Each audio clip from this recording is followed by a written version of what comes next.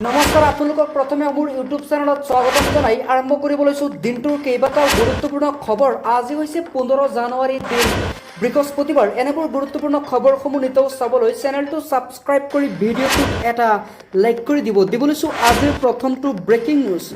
ৰেজাউল কৰিমক চিনি নোপোৱাৰ প্ৰত্যুত্তৰ দিব সংখ্যালঘুৱে। এইবাৰ কংগ্ৰেছক সকিয়নি প্ৰদান কৰিছে ৰেজাউল কৰিম চৰকাৰে। মোক চিনি নোপোৱাটো অসমৰ সংখ্যালঘুৰ বাবে এক অপমান। সংখ্যালঘুৰ বাবে এক অপমান, মোক নিচিনাটো। মই সংখ্যালঘু সংগঠনৰ সত্তা আছিলোঁ। ইয়াৰ প্ৰত্যুত্তৰ সংখ্যালঘু জনতাই যথোচিতভাৱে দিব। এইবাৰ প্ৰত্যুত বৰদলৈ আৰু দেৱব্ৰত শইকীয়াৰ বিৰুদ্ধে সোচ্চাৰ ৰেজাউল কৰিম চৰকাৰ। বিধায়ক হিচাপে জাতি জনগোষ্ঠীৰ হকে মাত নামাতে দেৱব্ৰত শইকীয়াই। ৰেজাউল কৰিম চৰকাৰে কেইবাটাও বিস্ফোৰক মন্তব্য কৰিছে। 20 বছৰ ধৰি সংগ্ৰাম কৰা মোক চিনি নোপোৱা কোন আছে? কংগ্ৰেছত যোগদান কৰাৰ পিছতেই মোক মানসিক আক্ৰমণ কৰা হৈছিল, এনেদৰে মন্তব্য কৰিছে ৰেজাউলে। মই মেৰুদণ্ড পোন কৰি জীয়াই থাকোঁ। লগতে ক'লে মই কাৰো গোলামী নকৰোঁ। দেৱব্ৰত শইকীয়াই চিঠি লিখি কংগ্ৰেছত পঠিয়াল। পৰৱৰ্তী খবৰ, দুৰ্ঘটনাত দুজন লোকৰ জীৱন কাঢ়িনিয়া বিজেপি নেতা মিণ্টু গগৈ গ্ৰেপ্তাৰ। আপোনালোকে ইতিমধ্যে গমেই পাইছে, দুদিন ধৰি ৰাজ্যত এক ভয়ংকৰ ঘটনা সংঘটিত হৈছে।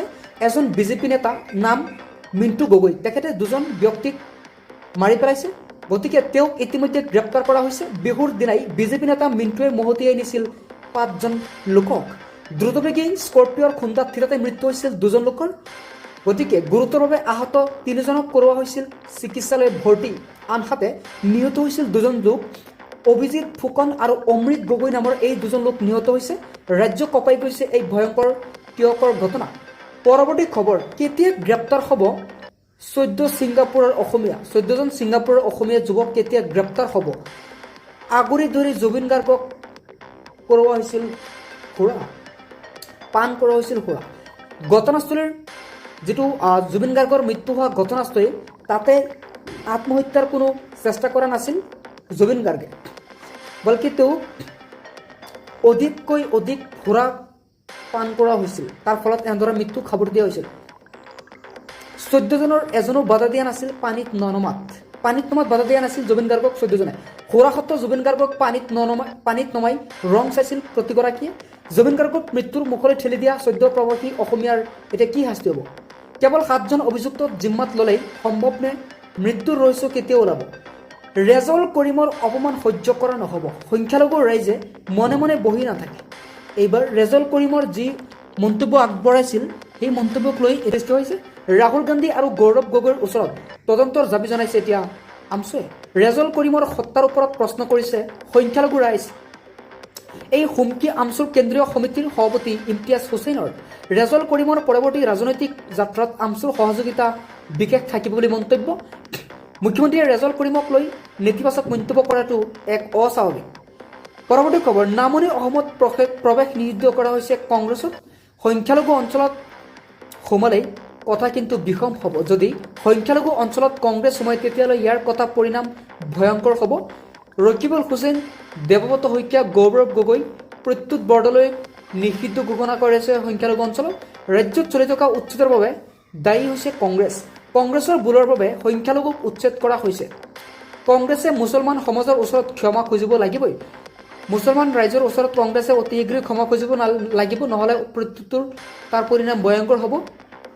লাখ লাখ দেশৰ কোটি কোটি জনতাৰ বাবে এটা খুবেই ভাল খবৰ আহি পৰিছে, কিয়নো যিসকল ব্যক্তিয়ে PM কিষাণৰ ধন লাভ কৰি আছে, তেওঁলোকৰ 22 নং কিস্তিৰ লোক কেতিয়া সোমাব সবিশেষ জনাইছোঁ। ভিডিঅ'টো শ্বেয়াৰ কৰি দিব। এই 22 নং কিস্তি ধন সোমোৱাটো নিশ্চিত কৰিব ৰাজ্য চৰকাৰে। আৰু এই 2000 টকা লাভ কৰিবৰ বাবে আপোনালোকে কৰিব লাগিব কেইবাটাও বিশেষ কাম। 155261 এটা বিশেষ মোবাইল নম্বৰ মুকলি কৰা হৈছে। যদি কোনোবা অসুবিধা পায় তেনেহ'লে এই নম্বৰটোত ডায়েল কৰিব। আৰু আপোনালোকে অতি শীঘ্ৰেই KYC আপডেট কৰিব লাগিব। 2 নম্বৰত আপোনালোকে ফাৰ্মাৰ ID এটা আছে, এই ফাৰ্মাৰ IDটো বনাই লওক, নহ'লে এই ধন লাভৰ পৰা বঞ্চিত হ'ব। আধাৰৰ সৈতে লিংক কৰক আপোনালোকৰ মোবাইল নম্বৰ। এই 3টা কাম কৰাৰ পাছত লাভ কৰিব ধন। পৰৱৰ্তী খবৰ, সংখ্যালঘু অঞ্চলত প্ৰৱেশ নিষিদ্ধ প্ৰত্যুত বৰদলৈ আৰু দেৱব্ৰত শইকীয়া। সংখ্যালঘু অঞ্চলত এই 2জন ব্যক্তিক প্ৰৱেশ নিষিদ্ধ কৰা হৈছে। সংখ্যালঘু অঞ্চলত প্ৰৱেশ কৰিলেই তেওঁলোকৰ ওপৰত একশ্যন লোৱা হ'ব বা তাৰ পৰিণতি ভয়ংকৰ হ'ব। ক্ষমা নোখোজা পৰ্যন্ত প্ৰৱেশ নিষিদ্ধ কৰা হৈছে তেওঁলোকক। ৰেজল কৰিম চৰকাৰক সংখ্যালঘু ৰাইজে ভাল পায়, এনেদৰে মন্তব্য কৰিছে যে অসমৰ মুছলমান ৰাইজে ৰেজল কৰিমক ভাল পায়। সেই ৰেজল কৰিমক প্ৰত্যুত বৰদলৈয়ে চিনি নাপাওঁ বুলি কিয় ক'লে, তাক লৈ এতিয়া চৰ্চা হৈছে। সেইকাৰণে তেওঁলোক দুজনক নিষেধাজ্ঞা প্ৰৱেশ নিষিদ্ধ কৰা হৈছে। মুখ্যমন্ত্ৰীৰ হৈ কাম কৰে একাংশ কংগ্ৰেছীয় মুখ্যমন্ত্ৰীৰ হৈ কংগ্ৰেছত বহু নেতাকৰ্মী আছে যিবোৰে মোৰ হৈ কাম কৰে, অৰ্থাৎ মুখ্যমন্ত্ৰীৰ হৈ কাম কৰি আছে। ৰেজল কৰিম চৰকাৰৰ দল ত্যাগ কৰোঁতেই পিছৰ কথা ওলাই পৰিছে। গৌৰৱ গগৈয়ে ৰেজল কৰিমক বহিষ্কাৰ কৰিব লাগিছিল। যেতিয়া ৰেজল কৰিম চৰকাৰে গৌৰৱ গগৈৰ সন্মুখত এনেদৰে মন্তব্য কৰিছিল, তেতিয়া গৌৰৱ গগৈয়ে তাক বহিষ্কাৰ কৰিব লাগিছিল, এনেদৰে মন্তব্য